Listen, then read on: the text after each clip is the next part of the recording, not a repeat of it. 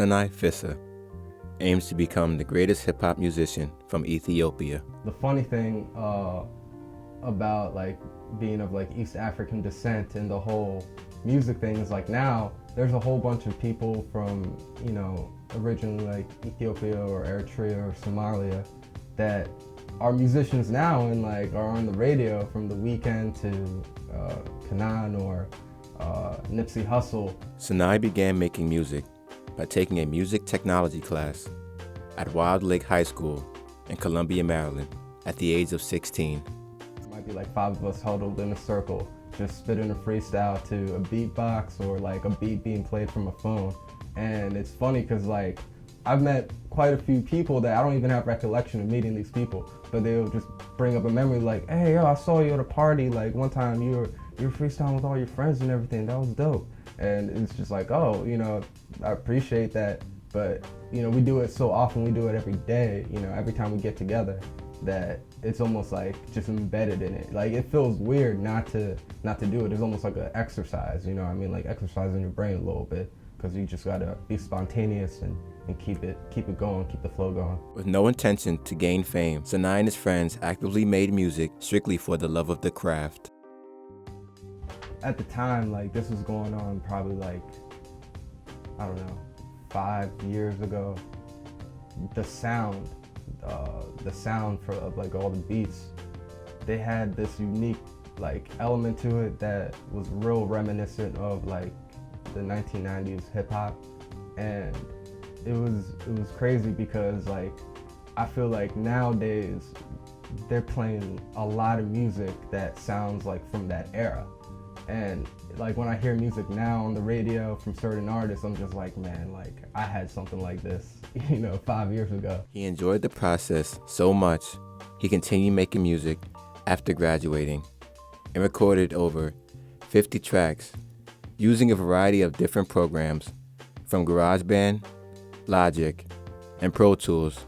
Out of the many tracks that have been recorded, only 8 have been shared publicly via SoundCloud. I remember my producing partner, he came over my apartment with his laptop. We had made an arrangement to just work on some beats, and he came his head slumped, and he told me he had some bad news for me. I didn't know what it was, but he basically told me that his hard drive crashed. So we lost about 30 completed songs that we probably had worked on for a better part of 6 to 8 months. And we were on the point of it was already mixed, we were about to send it to an audio engineer that we knew to master it. I was just so blown. I just remember him even trying to reboot his computer and just seeing the error message on the Mac. His successful Ethiopian parents, though, always saw their son becoming great in the field of medicine. My family's from Ethiopia. Both my parents were originally born there. And one thing that they ingrained in me is that education is so important. We moved to America, education is abundant, and for free. It's not necessarily as competitive, but that drive was always something that my parents were just in my ear about, to the point where they're it's either doctor, engineer, or lawyer, because that's what they saw as practical career paths, for a sensible young man. SeN-i's parents did not see it as a viable career path. I've never really told them that I wanted to be a musician. They know I love music, so I know they sense that that was something that I may pursue. But when I told them that I wanted to be a filmmaker and that I wanted to work in media, they were I could just sense the disappointment on them. It was just so evident on their face, to the point they would speak in Amharic, which is the language in Ethiopia, to themselves what did I do to deserve this? They were just so blown. I told them some terrible news.